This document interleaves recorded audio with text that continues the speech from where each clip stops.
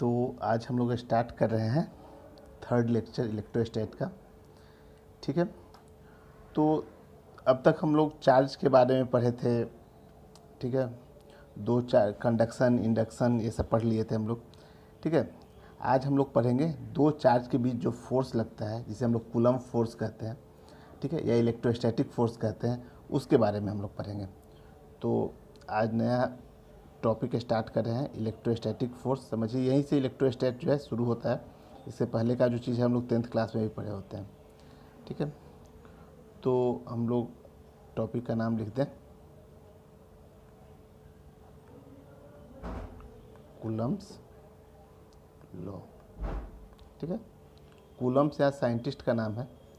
ठीक है, और इसी के नाम पे हम लोग चार्ज की जो यूनिट है वो कूलम रखे हैं। ठीक है ना। तो यहाँ पे एक लाइन पहले आप लोग लिख लीजिए कूलम्स लॉ में, this law is used to find the electric force between two charges. ठीक है, तो ये जो दो चार्ज बॉडी है, दो चार्ज है, वो हो सकता है ये दोनों पॉइंट चार्ज हो, या एक पॉइंट चार्ज हो, दूसरा कोई एक्सटेंडेड बॉडी हो, या फिर दोनों एक्सटेंडेड बॉडी हो। ठीक है, लेकिन ये सब पे चार्ज होना कंपलसरी है। ठीक है ना। तो दो पॉइंट चार्ज के बीच जो फोर्स लगेगा, ठीक है, उसको भी इलेक्ट्रोस्टैटिक फोर्स कहेंगे। ठीक है, एक मान लो कि ये चार्ज बॉडी है, कुछ है, ये अपना चार्ज बॉडी है, और एक पॉइंट चार्ज है, इन दोनों के बीच में भी कुछ इलेक्ट्रोस्टैटिक फोर्स लगेगा। ठीक है, तो इस सबको हम लोग कूलम्स फोर्स या इलेक्ट्रोस्टैटिक फोर्स कहते हैं। ठीक है, तो जैसे एक पॉइंट चार्ज ले लेते हैं यहाँ पे, ठीक है, और दूसरा पॉइंट चार्ज ले लेते हैं। अगर ये दोनों सेम नेचर के चार्ज है, मान ले कि ये प्लस का Q1 चार्ज है और ये प्लस का Q2 चार्ज है, तो ये चार्ज जो है इस चार्ज पे एक फोर्स लगाएगा, और जो फोर्स लगेगा उसका जो लाइन ऑफ एक्शन होगा वो दोनों चार्ज को मिलाने वाले लाइन के, ये देखिए,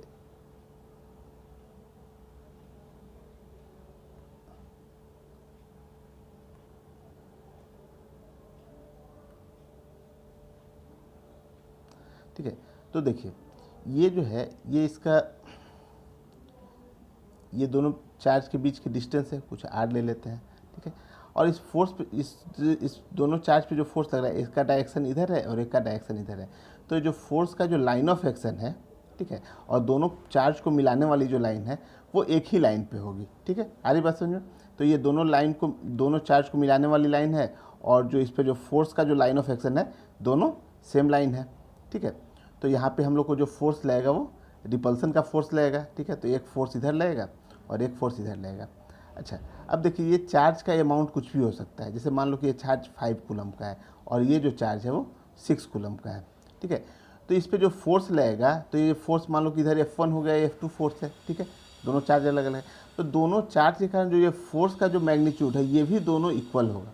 हमारी बात समझे, भले यहाँ पे चार्ज अलग अलग हो, लेकिन ये दोनों जो इस पे जो फोर्स लगेगा या इस पे जो फोर्स लगेगा, दोनों का मैग्नीट्यूड इक्वल होगा। जितना फोर्स इस चार्ज पे लगेगा उतना ही फोर्स इस चार्ज पे लगेगा। तो यहाँ हम लोग कहेंगे कि F1 जो है फोर्स का जो मैग्नीट्यूड है वो F2 फोर्स के बराबर है। ठीक है, आरी बात समझ में। डायरेक्शन अलग अलग होगा, क्योंकि अपोजिट नेचर का, सेम नेचर का चार्ज है, तो डायरेक्शन जो है अपोजिट डायरेक्शन में फोर्स लग रहा है, लेकिन दोनों का जो मैग्नीट्यूड जो है वो इक्वल होगा। आरी बात समझ में यहाँ तक। ठीक है, अब जैसे मान लो कि एक चार्ज यहाँ रखा हुआ है और दूसरा चार्ज कहीं यहाँ रखा हुआ है। अब इन दोनों को जो मिलाने वाली लाइन है, अब देखिए इन दोनों को जो मिलाने वाली लाइन है वो ये हो गई। ठीक है,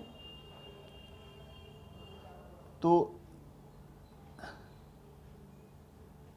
यहाँ पे जो फोर्स लग रहा है, अगर मान लो कि अगर ये पॉजिटिव चार्ज है और ये कुछ निगेटिव चार्ज है, ठीक है, यहाँ पे Q2 दे देते हैं, इसे Q1 दे देते हैं, तो यहाँ फोर्स का लाइन ऑफ एक्शन हो जाएगा ऐसे। ठीक है, आ रही बात समझ में। दोनों चार्ज को जो मिलाने वाली लाइन है, ठीक है, उसी लाइन में ही इस फोर्स का डायरेक्शन होगा। ठीक है, फोर्स का लाइन ऑफ एक्शन और दोनों चार्ज को मिलाने वाली लाइन जो है वो सेम होगी। आ रही बात समझ में। तो ये फोर्स है। ठीक है, इसको आप लोग नोट कर लें। अब हम लोग एक इसको एक फार्मूला के रूप में देखेंगे कि जो अगर फोर्स ये F1 फोर्स है तो इस फोर्स का मैग्नीट्यूड कितना होगा। ठीक है, तो इसके लिए हम लोग एक फार्मूला देखेंगे, तो इसको आप लोग नोट कर लें, जो कोई कूलम्ब्स का दिया हुआ फार्मूला है।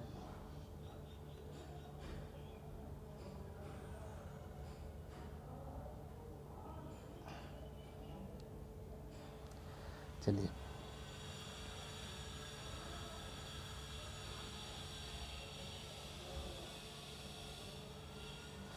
ठीक है, तो एक चार्ज है यहाँ पे, ठीक है, और दूसरा चार्ज है यहाँ पे। इस चार्ज का मैग्नीट्यूड है कुछ Q1 और इसका मैग्नीट्यूड है Q2। ठीक है,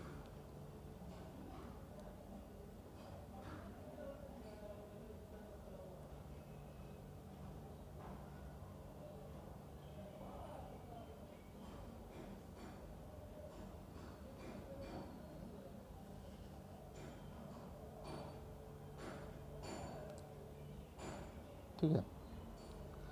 अब मान लेते हैं कि दोनों जो है वो सेम नेचर का ही चार्ज है। मान लेते हैं कि ये प्लस का चार्ज है और ये भी प्लस का Q2 चार्ज है, और इन दोनों के बीच की डिस्टेंस जो है वो है R। ठीक है, आ रही बात समझ में?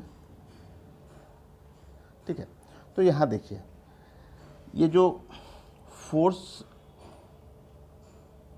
जो है, इन दोनों के बीच जो फोर्स लगेगा, ये जो फोर्स है ये फोर्स प्रोपोर्शनल होता है इस चार्ज के। अगर इस चार्ज का मैग्नीट्यूड ज़्यादा होगा तो फोर्स की वैल्यू ज़्यादा होगी, इस चार्ज का मैग्नीट्यूड कम होगा तो इस फोर्स की मैग्नीट्यूड कम होगी। तो ये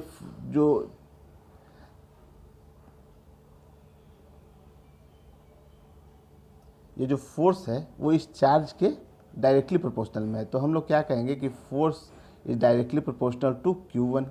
इस तरह से जो फोर्स है वो डायरेक्टली प्रोपोर्शनल है सेकेंड चार्ज Q2 के। अगर Q2 का मैग्नीट्यूड ज़्यादा होगा तो भी फोर्स की वैल्यू ज़्यादा होगी, Q2 का मैग्नीट्यूड कम होगा तो भी फोर्स का मैग्नीट्यूड कम होगा। ठीक है, तो फोर्स डायरेक्टली प्रोपोर्शनल है Q1 के, फोर्स ये डायरेक्टली प्रोपोर्शनल है Q2 के, और फोर्स जो है वो इन्वर्सली प्रोपोर्शनल है उन दोनों चार्ज के बीच के जो डिस्टेंस है। ठीक है, ये चार्ज और ये चार्ज के बीच की जो डिस्टेंस है यहाँ पे R से डिनोट किए हैं। ठीक है, तो ये इन दोनों के डिस्टेंस के इन्वर्सली प्रोपोर्शनल है, इन दोनों के डिस्टेंस के स्क्वायर के इन्वर्सली प्रोपोर्शनल है। ठीक है, तो यहाँ से अगर हम लोग देखें तो F प्रोपोर्शनल टू जो है वो हो जाएगा Q1 Q2 upon R square. अब जब हम लोग ये प्रोपोर्शनल का साइन हटाएंगे, एक प्रोपोर्शनलिटी कांस्टेंट लगाएंगे यहाँ पे, तो F इज इक्वल टू जो है ये कांस्टेंट हो जाएगा K, और ये Q1 Q2 upon R square.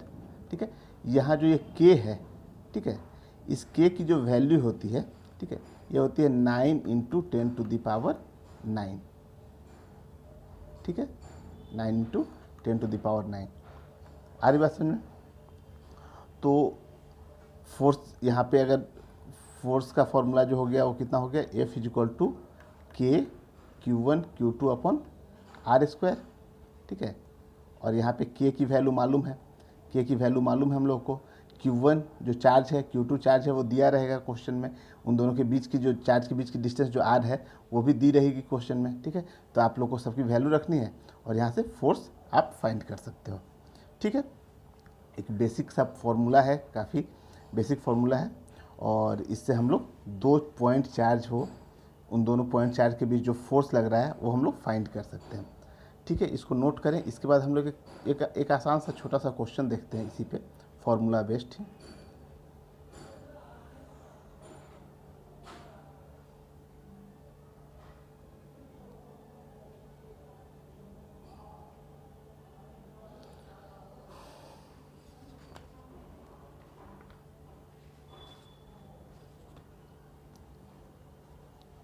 तो क्वेश्चन मैं डिक्टेट कर दे रहा हूँ, आप लोग नोट कर लें। The electron and proton of a hydrogen atom, the electron and proton of a hydrogen atom are separated by a distance of approximately 5.3 into 10 to the power minus 11 metre. Distance जो दी गई है वो है 5.3 into 10 to the power minus 11 metre. Find the electric force between the two, ठीक है, find the electric force between the two, ठीक है। तो एक इलेक्ट्रॉन है, एक प्रोटॉन है, ठीक है। जैसे यहाँ से आप देखें, एक इलेक्ट्रॉन है और एक प्रोटॉन है, और इन दोनों के बीच की जो डिस्टेंस दी गई है वो डिस्टेंस है आर, ले लेते हैं डिस्टेंस यहाँ पे, या डी, कुछ भी ले लीजिए आप, ठीक है। इसको चलिए इस डिस्टेंस को हम लोग डी ले देते हैं, ठीक है। और ये चार्ज जो है अपना कुछ Q1 होगा, Q2 होगा। यहाँ पे Q1 मान लेते हैं कि ये इलेक्ट्रॉन का चार्ज है और ये यहाँ पे प्रोटॉन का है, दोनों का मैग्नीट्यूड तो बराबर होगा। अच्छा, ये जो इलेक्ट्रॉन है ये निगेटिवली चार्ज है और ये प्रोटॉन पॉजिटिव चार्ज होगा, ठीक है। तो जो फोर्स का हम लोग फॉर्मूला अभी देखें, F इजिक्वल टू के Q1 Q2 upon are square था, यहाँ डी है तो हम लोग डी स्क्वायर कर देते हैं, ठीक है। तो ये 9 इंटू 10⁹ Q1, देखिए Q1 इलेक्ट्रॉन है, तो एक इलेक्ट्रॉन का जो चार्ज होता है वो कितना होता है 1.6 इंटू 10⁻⁻19।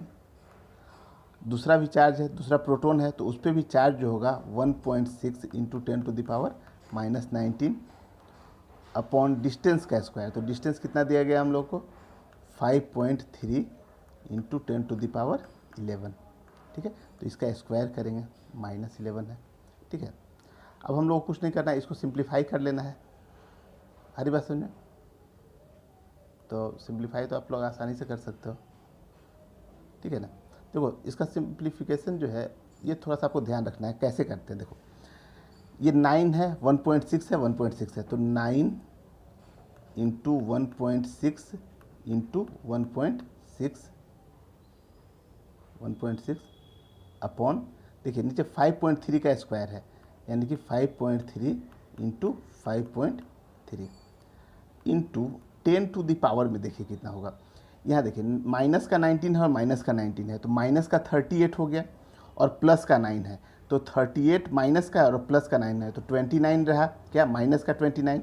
अच्छा, यहाँ पे माइनस का 11 है, इसका स्क्वायर है, तो माइनस का 22 है, तो ऊपर जाएगा तो प्लस का 22 होगा। तो देखिए यहाँ पे कितना हो गया, माइनस का 38 और इसमें से प्लस का 9 कर देते हैं, तो ये हो गया माइनस का 29। ऊपर में कितना हो गया, माइनस का 29, और नीचे से जब जाएगा तो प्लस का 22, तो कितना हो जाएगा ये वैल्यू, आप देखो तो ये वैल्यू हो जाएगा 10⁻, का जो वैल्यू है वो हो जाएगा -7, ठीक है। अब हम लोग इसको सिंप्लीफाई कर लेंगे और इसके बाद जो है आपको इसकी वैल्यू जो है, इसको अगर सिंप्लीफाई करोगे आप तो 0.82 आएगा, ठीक है। तो हम लोग इसको ऐसा लिख सकते हैं कि 8.2 इंटू 10⁻⁻8 इतना न्यूटन। आगे बात समझ में, ठीक है। अगर कोई दिक्कत हो तो वीडियो को एक बार आप दोबारा फिर से देख लें, ठीक है, तो आपको समझ में आ जाएगा ये चीज़, ठीक है। तो फिर हम लोग आगे और नेक्स्ट क्वेश्चन पे बढ़ते हैं, ठीक है। आज कुछ क्वेश्चन करके देखते हैं इसके, जो कूलम्ब्स लॉ से के क्वेश्चन है, चार्ज के बीच में जो फोर्स है उसके बारे में। नोट कर लें इसको। अब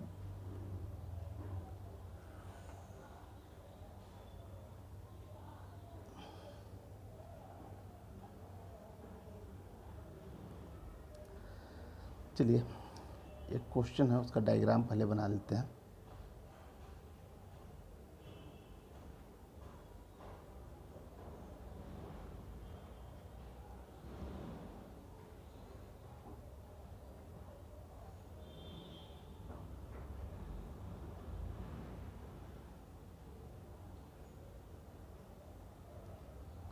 ठीक है, ये एक्सिस हो गया।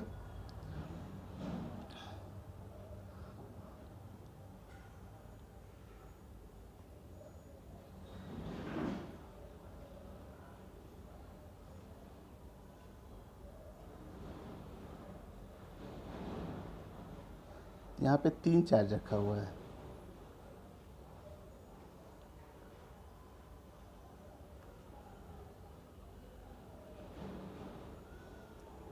एक चार्ज ये हो गया, एक चार्ज यहाँ ओरिजिन पे है और एक चार्ज यहाँ है, ठीक है। 3 चार्ज रखा हुआ है। ये जो डिस्टेंस दी गई है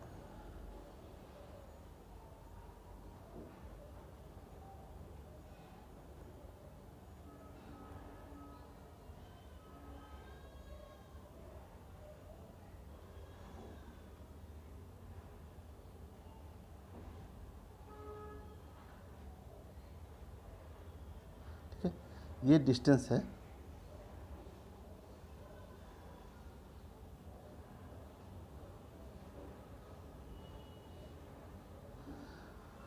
ये दोनों डिस्टेंस इक्वल है। ठीक है,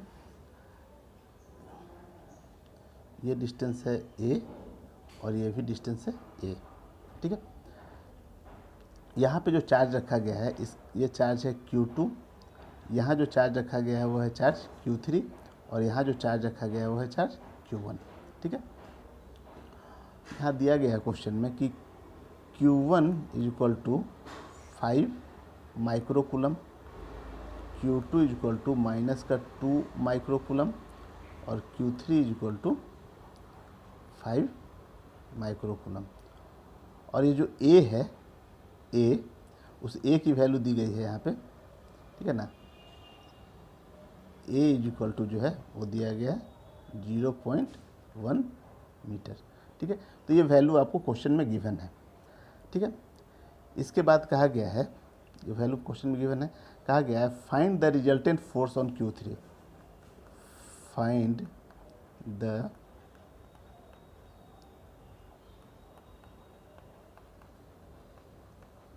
फोर्स ऑन Q3। ठीक है, यही क्वेश्चन है आपका, find the resultant force on Q3। ठीक है, तो Q3 में फोर्स निकालना है। ठीक है, अब आप देखो कि ये डिस्टेंस कितनी होगी, ये जो डिस्टेंस है ये डिस्टेंस कितनी होगी आप बता सकते हो। देखो ये A है, ये भी A है, तो ये जो डिस्टेंस है उन दोनों के बीच की वो डिस्टेंस हो जाएगी √A²। ठीक है, होता है ना पाइथागोरस थ्योरम से, अगर आप देखो तो कैसे हम लोग लिखते हैं A² + A² का अंडर रूट, तो हो जाएगा √2A²। ठीक है, सॉरी 2A²। तो यहाँ से अगर हम लोग √A² है इसको रूट से बाहर निकालें तो इसको हम लोग क्या लिखेंगे A√2। ठीक है, तो यहाँ से जो Q1 से Q3 के बीच की जो डिस्टेंस है वो A√2 है। आ रही बात समझ में, A√2 है। ठीक है ना, तो ये लेंथ अपनी हो गई A√2।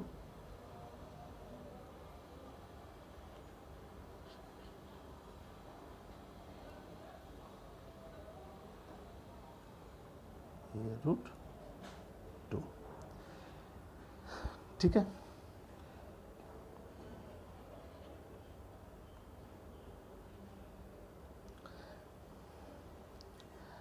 अब देखिए F3 Q3 और Q2 के बीच में जो फोर्स लगेगा, वो जो फोर्स होगा वो फोर्स कितना होगा, उस फोर्स को अगर हम लोग बोलें F3 और 2 जो है, अब देखिए हम लोग को फोर्स किस पे निकालना है Q3 पे, तो 3 पे जो फोर्स लगाएगा और देखिए यहाँ पे 2 जो है वो निगेटिव है और 3 जो है वो पॉजिटिव है, तो एक दूसरे को अट्रैक्ट करेगा।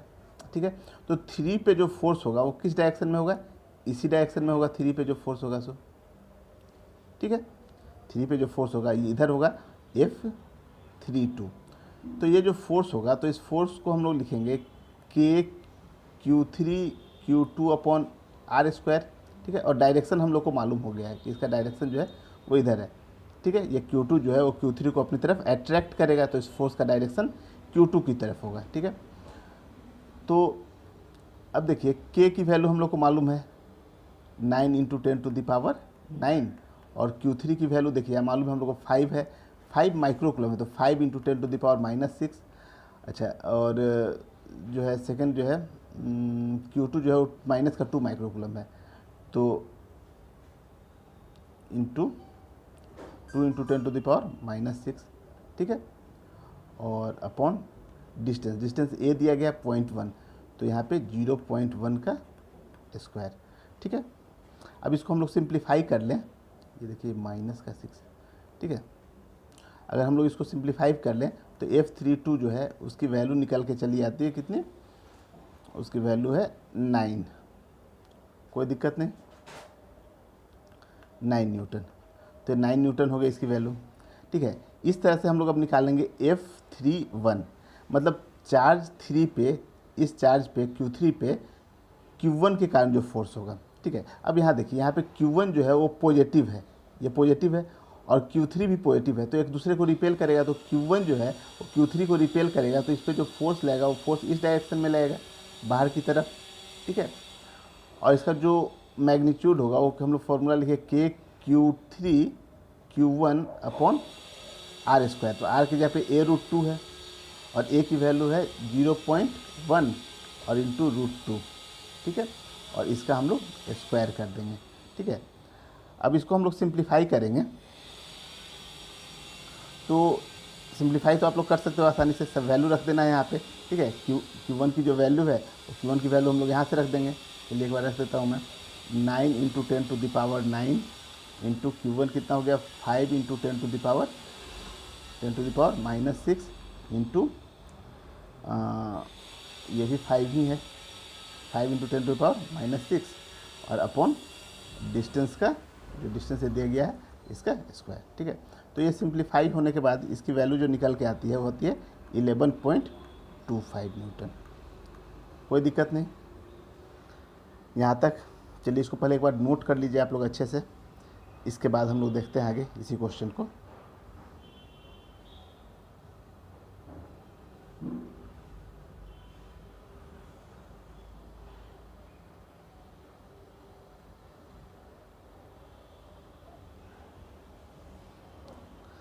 चलिए, तो देखिए हम लोगों को जो फोर्स निकल के आया वो एक फोर्स था इस डायरेक्शन में, ठीक है, और एक फोर्स था ऐसे इस डायरेक्शन में, ठीक है। और इन दोनों के बीच का जो एंगल जो था, देखिए वो एंगल कितना था, 45 डिग्री, ये था इधर का, तो ये हो जाएगा 135 डिग्री, ठीक है। ऐसे ही ये फोर्स जो है वो कितना आया था, 9 न्यूटन, और ये जो फोर्स है वो है 11.25 न्यूटन, यही था। अब देखिए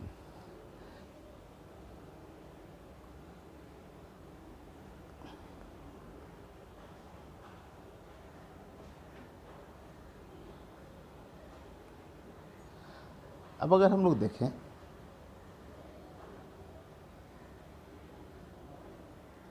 तो ये तो इधर 9 न्यूटन का तो फोर्स है ही, इधर तो 9 न्यूटन का फोर्स है।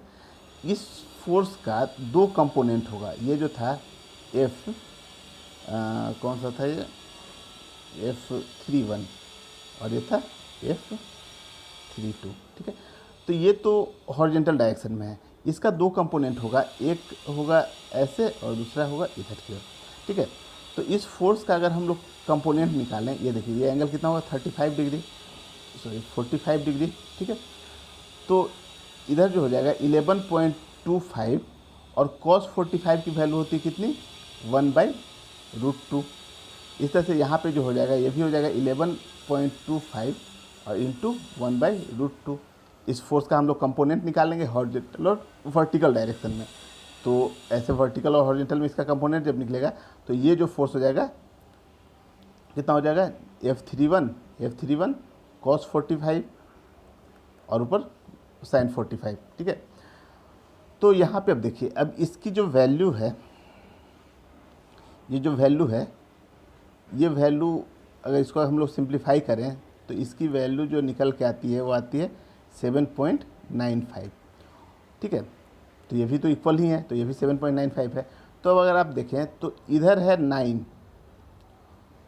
और इधर जो फोर्स लग रहा है वो है 7.95, और ऊपर की ओर जो फोर्स लग रहा है ये भी 7.95 है। तो इधर 9 है और इसके अपोजिट डायरेक्शन में 7.95 है। तो इन दोनों का अगर रिजल्टेंट आप देखो तो 9 ज़्यादा बड़ा है, तो इस डायरेक्शन में कितना हो जाएगा, 9 में से हम लोग 9 और माइनस का 7.95 करते हैं तो ये आ जाता है 1.05। तो 1.05 इस डायरेक्शन में है, और वर्टिकल डायरेक्शन में जो फोर्स होगा वो जाएगा 7.95। तो इसका आंसर आप एक तरह से ये भी लिख सकते हो कि अगर वेक्टर फॉर्म में दिया हो तो ये भी दिया जा सकता है कि माइनस का 1.05 आई और प्लस का 7.95 जे। आ रही बात समझ में? ठीक है, तो ये फोर्स की वैल्यू आई जे में इतना होगा।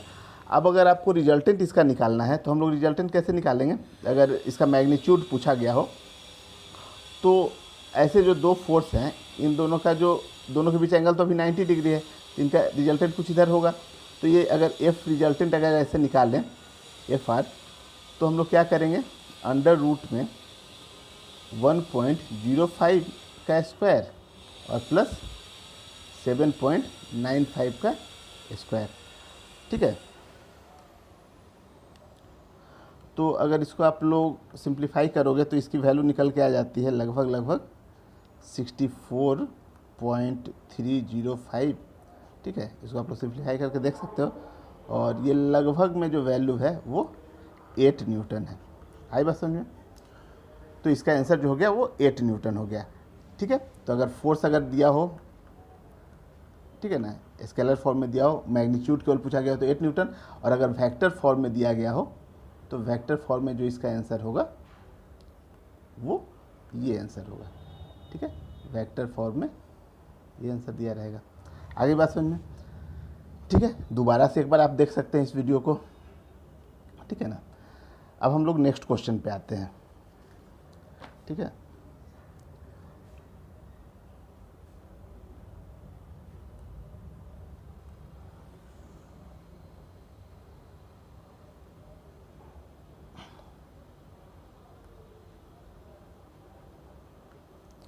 नेक्स्ट क्वेश्चन में देखिए,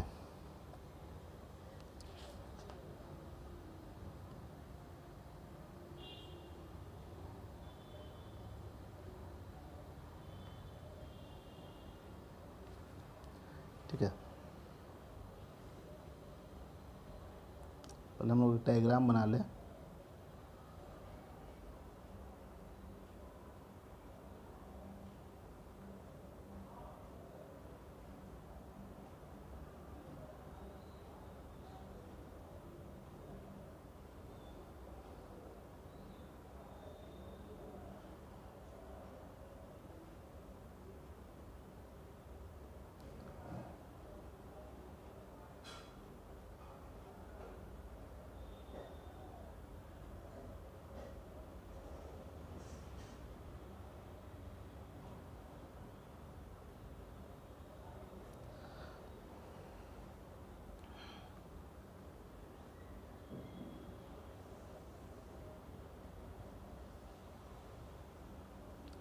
दो चार्ज है, ठीक है, दो चार्ज है। ये एंगल जो है, ये एंगल दिया गया है 5 डिग्री, और ये भी एंगल कितना है 5 डिग्री। ठीक है, दोनों चार्ज का अमाउंट इक्वल है, ये भी Q है और ये भी Q है। ठीक है,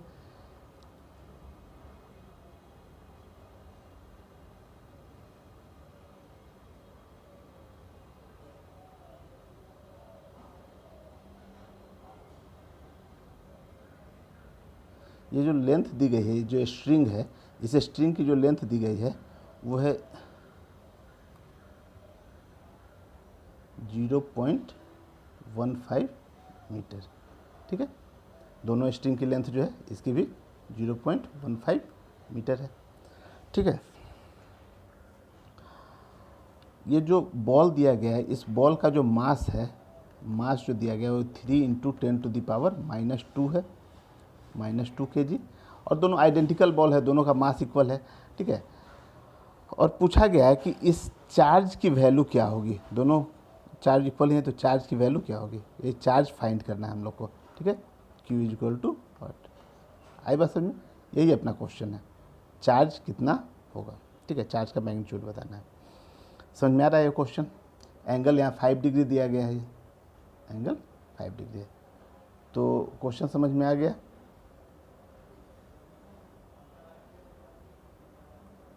ठीक है,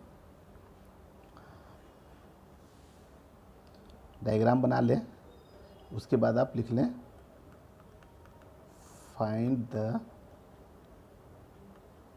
चार्ज ऑन ईच पार्टिकल। ठीक है,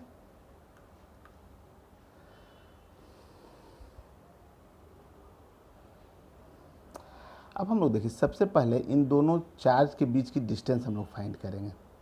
ठीक है, दोनों चार्ज के बीच की जो डिस्टेंस है, ये डिस्टेंस है r, तो हम लोग को सबसे पहले r फाइंड करना है। ठीक है, तो देखिए आप r कैसे फाइंड करेंगे।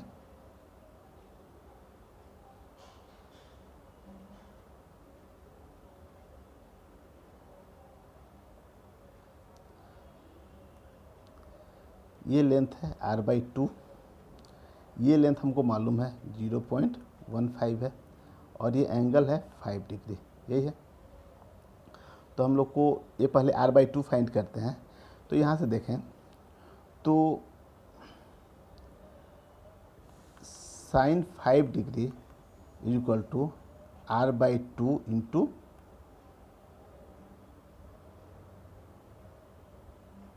डिवाइडेड बाई होगा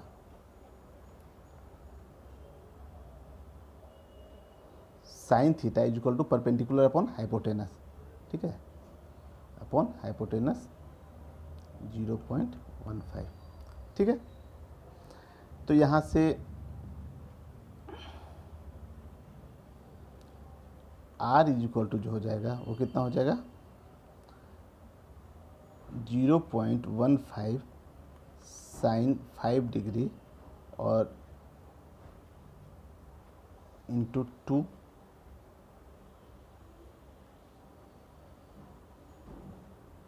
ठीक है ना। r की वैल्यू कितनी हो जाएगी 0.15 इंटू साइन 5 डिग्री इंटू 2। आ रही बात समझे।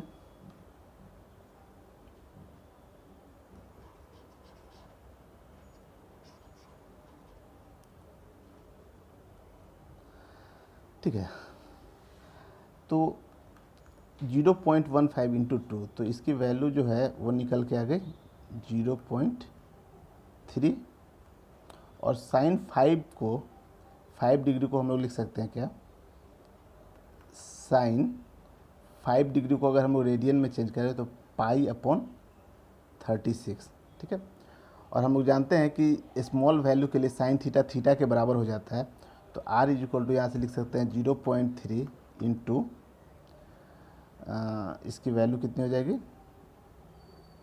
π/36। तो इसको सिंप्लीफाई करें और तो r इज इक्वल टू आ गया π/120। ठीक है, तो r की वैल्यू हम लोग फाइंड कर लिए। ठीक है, इस r की वैल्यू हम लोग जो फाइंड की, इसको आप लोग ऊपर नोट कर लीजिए।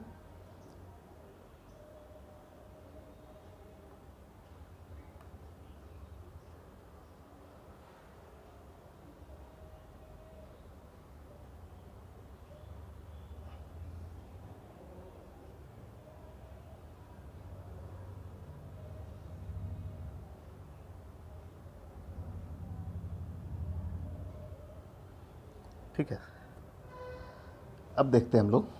देखिए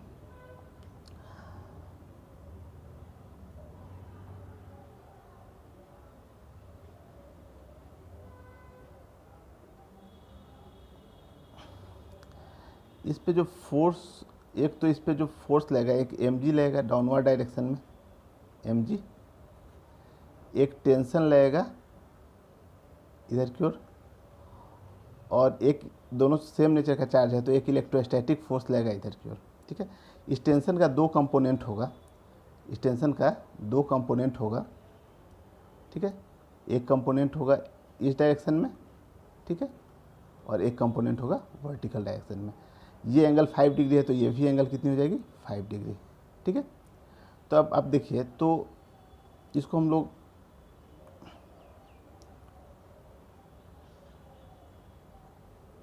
अगर फोर्स को देखें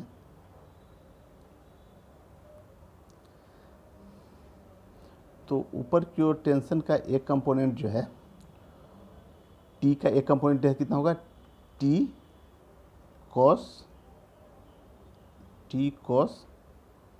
5 डिग्री, और इधर कितना हो जाएगा, टी साइन 5 डिग्री। इस डायरेक्शन में जो फोर्स लगेगा वो इलेक्ट्रोस्टैटिक फोर्स लगेगा एफ ई, और नीचे क्या लगेगा, एम जी। ठीक है, तो यहाँ से अगर हम लोग देखें, अब इतने पे क्या है कि ये सिस्टम पूरा इक्विलिब्रियम में था, तो इक्विलिब्रियम में था तो ये जो टी कॉस 5 डिग्री है वो एम जी के बराबर होगा, और जो इलेक्ट्रोस्टैटिक फोर्स है वो टी साइन 5 डिग्री के बराबर होगा। तो यहाँ से अगर हम लोग करें तो T cos 5 degree is equal to लिखेंगे कितना, 3/10। ठीक है, मास देखिए, मास दिया गया है यहाँ पे 3। ठीक है, चलिए आपको फिर से मैं लिख के दिखा देता हूँ, जो एम जी के बराबर होगा, एम जी। तो टी कॉस 5 डिग्री, मास कितना है, 3 × 10⁻⁻², और जी की वैल्यू 10, तो ये कितना हो जाएगा, 3/10। आ रही बात समझ में। तो T cos 5 degree is equal to इतना, एक इक्वेशन ये बना, और दूसरा जो है T sine 5 degree is equal to, देखिए टी साइन 5 डिग्री किसके बराबर होगा, जो टी साइन 5 डिग्री है वो किसके बराबर है, इलेक्ट्रोस्टैटिक फोर्स। और इलेक्ट्रोस्टैटिक फोर्स कितना होता है, K(Q1 Q2/R²), तो 9 × 10⁻⁹। ठीक है, दोनों चार्ज का मैग्नीट्यूड तो इक्वल ही है, तो Q² अपॉन डिस्टेंस का स्क्वायर। तो डिस्टेंस कितना दिया गया है, अभी हम लोग आर निकाले हुए हैं यहाँ पे, π/120, तो हम लोग क्या करें, π/120 का स्क्वायर। आ रही बात समझ में, ये इक्वेशन नंबर 2 आ गया। ठीक है, तो यहाँ पे ये इक्वेशन नंबर 1 है और ये इक्वेशन नंबर 2 है। समझ में आ रहा है इतना, इतना आप ही पहले नोट कर लें एक बार, आप इसको नोट कर लें।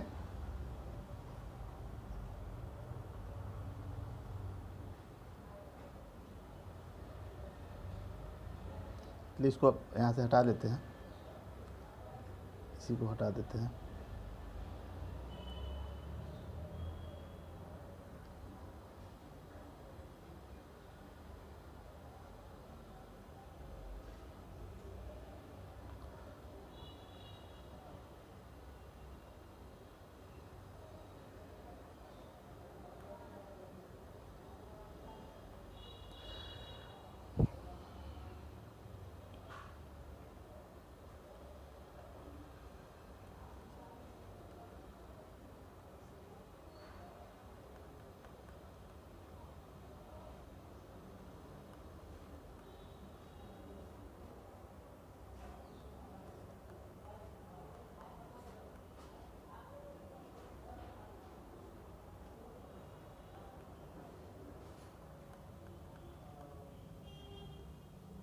ठीक है, हम लोग क्या किए कि इक्वेशन 2 से 1 को डिवाइड कर दिए। ठीक है ना, इक्वेशन 2 डिवाइडेड बाई 1।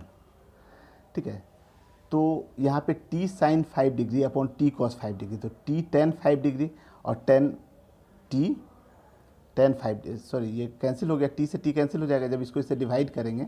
ठीक है ना, तो साइन 5 टी से टी कैंसिल हो जाएगा, sine 5 upon cos 5, tan 5 degree, और 5 डिग्री को हम लोग π/36 लिख सकते हैं। ठीक है, और इधर ये वैल्यू और डिवाइडेड बाई ये।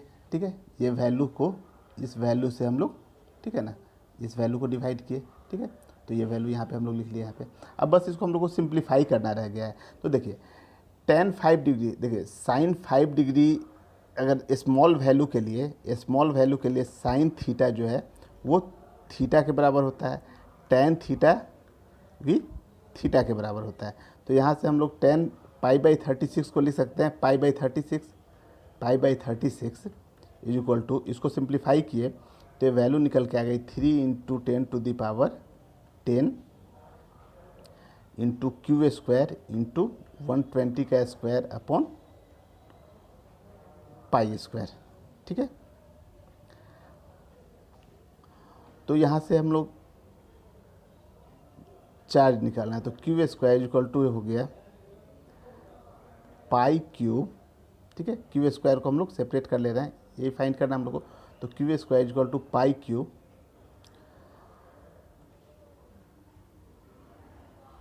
अपॉन